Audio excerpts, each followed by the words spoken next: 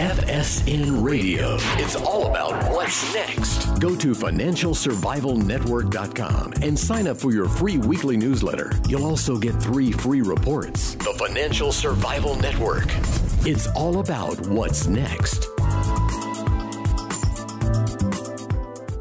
Welcome. You are listening to the Financial Survival Network. I'm Kerry Lutz, and today is 9/19/17. I don't know if that's significant or not, but I'm sure the numerologists among you out there probably think it is. I don't know the answer to that, but I do know that time marches on, everything evolves, whether it's your computer or your iPhone or your currency. And hey, as always, send us an email at kl@kerrylutz.com. So we're talking with an interesting individual who is billed as the Godfather of BitShares. I'm talking about you, Stan Larimer, and the hero.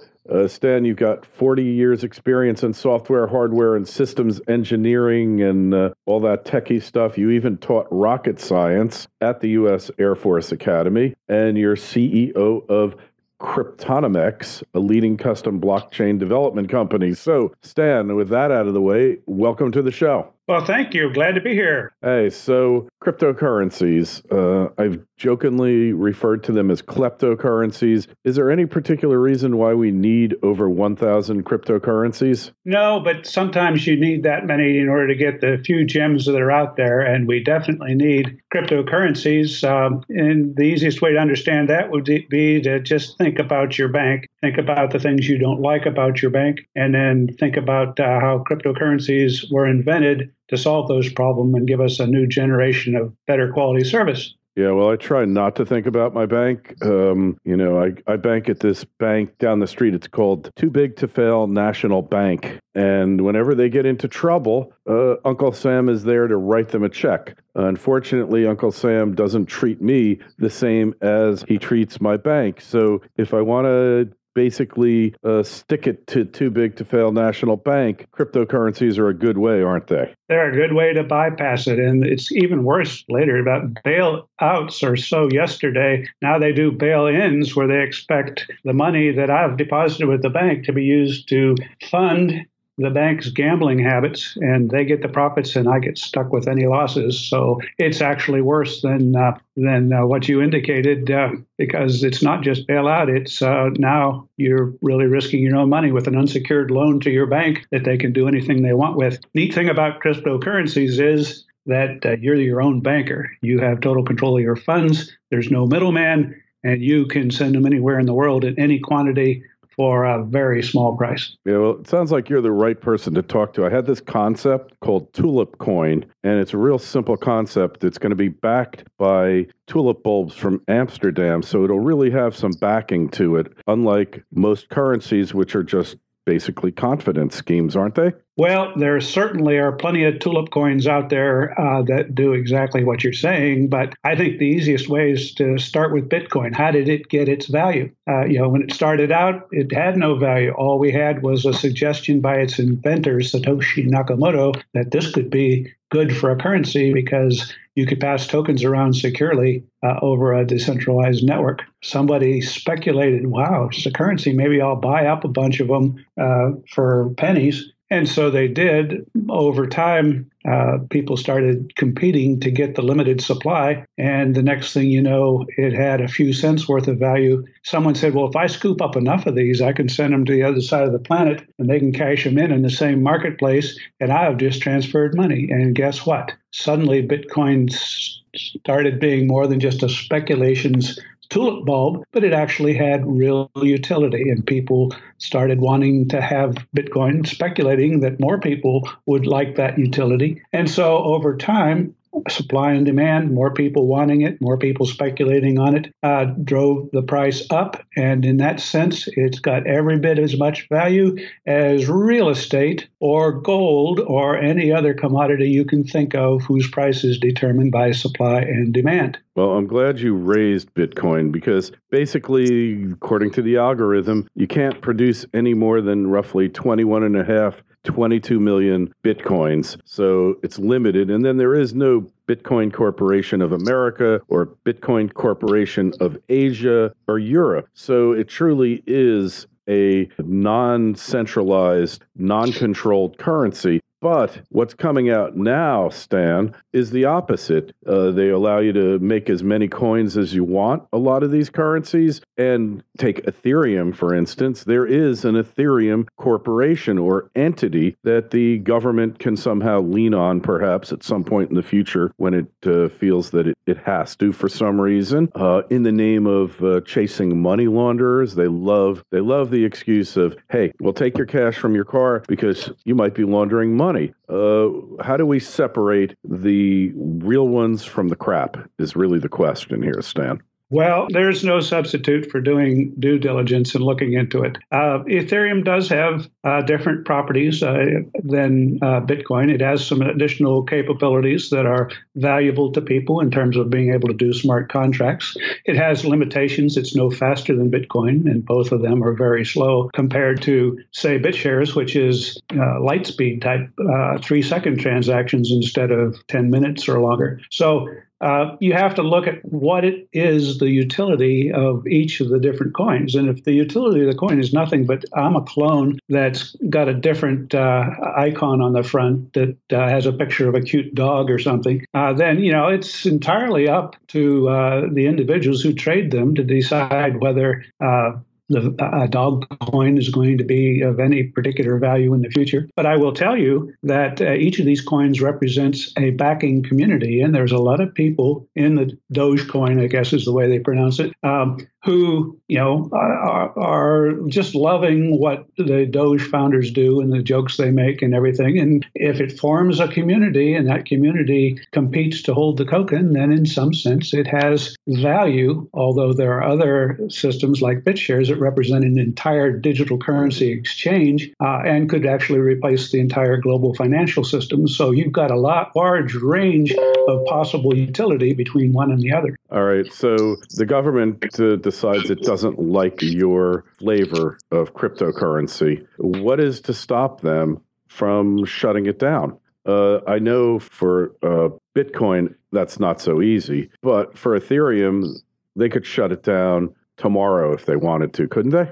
Well, no, but you raise an interesting question. In Bitcoin right now, one of the big myths is that it can't be shut down. As it was originally designed, that's true pretty much, because it was designed to run on tens of thousands, if not millions of computers all around the world. And it's really hard to go find all the users out there and shut them down. And if you shut some down, others will pop up and still do the job. Unfortunately, Bitcoin evolved in an arms race to get the biggest supercomputers. And right now, 3 companies out there located in China with subsidized power and big factories full of computers basically control the network. And if China wanted to go after 3 CEOs over there and tell them to change the code, they'd know exactly where to point the gun. So you've got to look at how each is designed. And there is an algorithm for Ethereum that allows decentralization based on a different kind of algorithm. But it still boils down to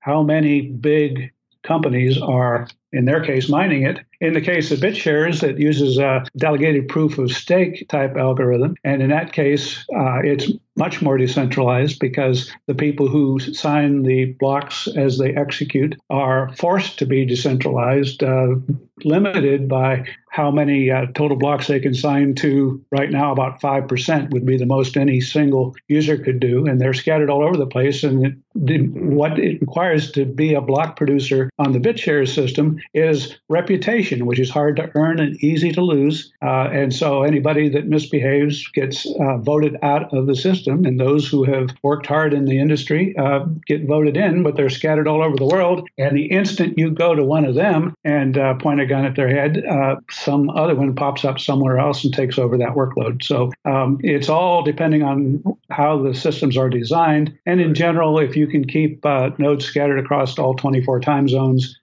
you are in pretty good shape. Obviously, if governments wanted to badly enough, they could stomp out any kind of behavior. But in this particular case, I think we're moving in a direction where there's going to be a right way and a wrong way to do digital currency. And the right way will be approved of by government. And so that will keep on ticking if you do it right. All right. So, hey, let's talk about ICOs, initial coin offerings. They're getting a little bit harder to do, aren't they?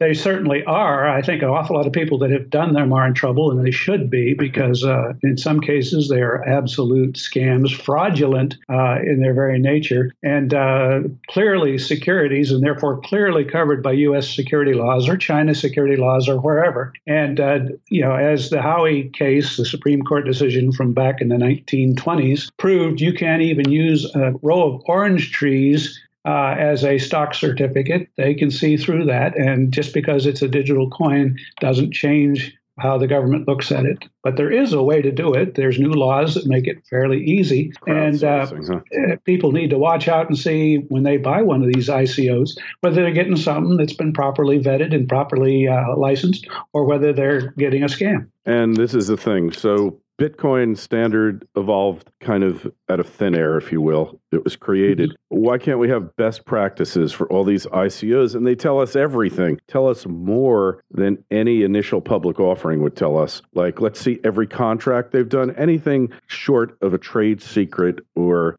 divulging your company's strategy to the public. But everything short of that, everybody who's involved in it, along with all of their biographies, just let's see everything. So these things really become transparent. But it seems like nobody's in a real hurry to do that, are they, Stan? Actually, that's not true. There's a new organization just coming out this past month or two called the TXSRB. That's the Token Exchange Self-Regulating Body. And the manager of that, John Gotts, is already been to the SEC, briefed him on his plans.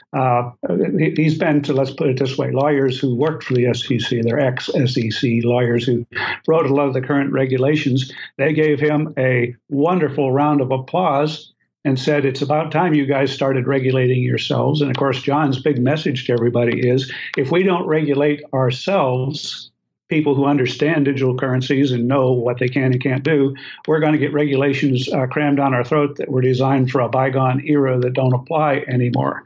And so he's working very hard to recruit and has done successfully. He's talked to most of the major coin leaders and pointed out to them, guys, this is the right way to do business. And if you've done it wrong, I can show you how to get compliant and clean up your act before someone comes knocking on your door. And so this is a huge new movement, txsrb.com.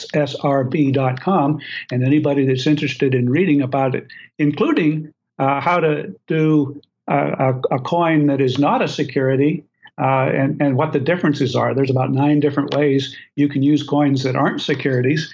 But if it fails the Howey test, it's a security, and you're not kidding yourself by claiming it's not. Yeah, and all of them have been securities virtually from the get-go, with those exceptions of people doing it right, I guess, through crowdsource funding, so then you can avoid certain registration requirements. Is that what we're looking at? Well, there are some new Reg A, Reg B things that just came out for crowdfunding that greatly ease the burden, and it's so much easier than it is to do an IPO in the past. It doesn't mean it's zero effort, but it's enough that it's worth your while to do it right than to take the risk of someone knocking on your door and throwing you in jail. But there are lots of things that you can use digital currencies for that wouldn't fall into that category. For example, frequent flyer miles. You can sell tokens that give people access, like Chuck E. Cheese coupons, to use a given asset. You can use tokens in a lot of different ways that don't involve the Howey test, and therefore are not securities. And the Howey test says if you've got a common enterprise, you've invested money, and an expectation of profit, guess what? That's enough to make you a security. So, but if you've got something else where, say, I'm selling tokens that are going to serve as tickets to get admission to something, there's lots of things you can do with digital currencies that would be safe. And that's what you can find at txsrb.com, a list of the things that you can do that don't fall into that category. Ordinary tokens, but not security tokens. Right. Gotcha. Okay. So where there's a will, there's a lawyer. Yes. Right? And okay, so we can do this legally, although up to this point, not enough have for sure. But so what about the future here? Because we don't need all these currencies. Like you said, we're kind of looking for the best ones. If you're Joe Sixpack and you want to get into cryptocurrencies, what do you look for here? Which ones? Name names here. Okay. Well, you can look at Bitcoin and say, gee, in the past 4 or 5 years, it's gone from under $3 to over $3,000. That's a 3 factors of 10 growth. Ethereum's pretty close to doing that. What you'd like to find, if you're a speculative investor, is something that hasn't been discovered yet that is going to have the potential, at least, of growing like that. So you got to look at a number of factors. What is its unique value proposition? Does it do something that something else that hasn't been done before? Does it fill a niche, meet a need? Look at its development team. Do they have a good track record? Look at its marketing plan. Do they have a way of getting the communications out there? Look at its degree of connectivity with the rest of the community. Do they have a lot of supporters and allies different places? Read up on the white paper of how it works. Check out its community, because a good, strong coin is going to have a strong community supporting it. When you find all of those things aligned, then you say, okay, nothing's guaranteed, but at least it meets the minimum requirement of this could be the next thing to go up by a factor of 1,000 growth in a couple of years. It can certainly happen. And then, of course, you want to not put all your eggs in one basket, so pick several. Now, you said name names. I'm going to go into bias mode and tell you that as the godfather of BitShares, I'm going to tell you that BitShares is stronger than either Bitcoin or Ethereum were before they did their 1,000x pop. It's got a better promotional campaign, stronger team, stronger community, and everything is aligned for that one to take off. And if you want to see how that plan goes, go to billionherocampaign.com. That's where we're putting together a sort of a game-like campaign to give away $1 billion and let the public participating in the game decide who is going to collect that $1 billion. And you can read all about how that works on there, but that's our campaign to take this mainstream. One of the reasons BitShares should go mainstream is it's got a stabilized coin, a smart coin, that pays 5% growth every year.